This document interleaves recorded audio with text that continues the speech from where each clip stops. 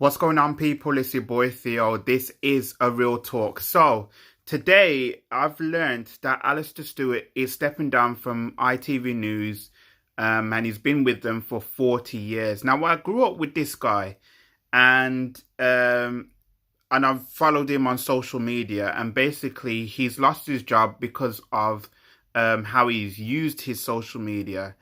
Um, Listen, everybody's got social media and everybody's got an opinion. Everybody has a right to free speech, which I'm such an advocate for. But sometimes you got to think about what you're saying. You got to think about what you're doing. Years ago, when I first started my social media, I used to talk about whatever I was doing. And then people started to get at me and to start to tell me face to face to say, Phil, you can't put this up, you can't say that up, you can't do this, you can't do that. So I said, all right, then what I'm going to do is that I'm going to do things just a little bit differently. I wanted to talk about things that's going on, that's around me, rather than what's going on with me, what's going on, what I see day to day, rather than what I'm doing day to day. So I wanted to do that. I wanted to do that, and to be honest, it was paying me off a lot better. But I know that Alistair is probably feeling a little bit disappointed. And I was going to do a quick rant video about this because, to be honest, I'm still angry about the fact that, there's decision has been made for him to leave the corporation after so many years. I respect him as a newsreader. I grew up watching this guy, as I said. I watched shows like Police Camera Action back in the day. Most notably, the interview that he gave with all those kids running around in the ITV studios. I thought that was amazing.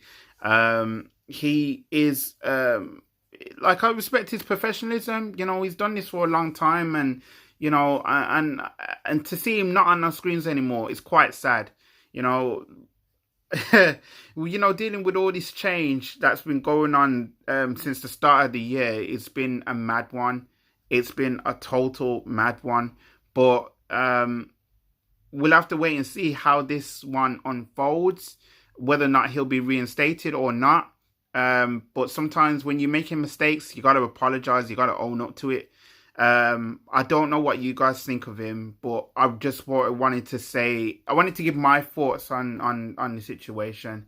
I was looking on the screen, I was like, what did he do? What did he do? And I looked at certain things and I thought, okay, maybe he could apologize. Maybe he should be able to say, look, listen, I've made a mistake. So I've done things I shouldn't have done. That's the end of it. But here's the debate now. Like, the debate is, should politicians be banned from social media? Should they not have an opinion? Should they just stick to what they're doing?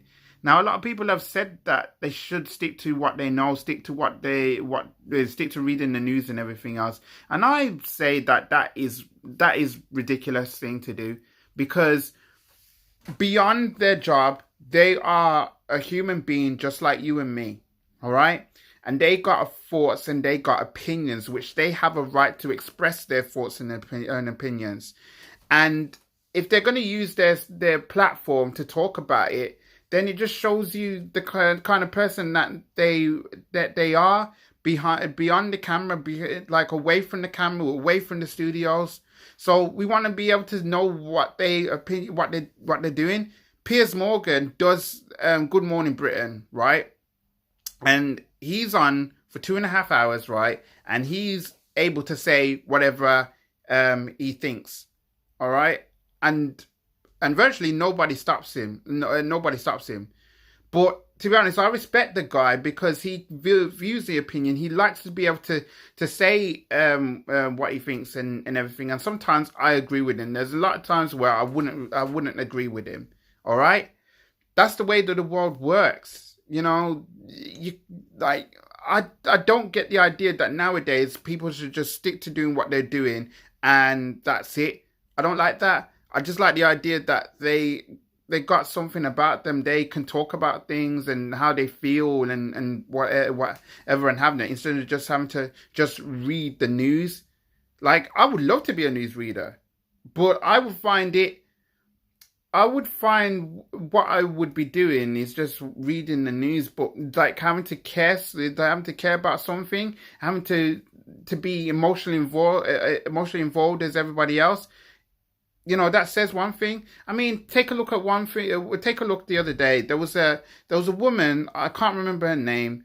Who's a newsreader on one of the American shows, right?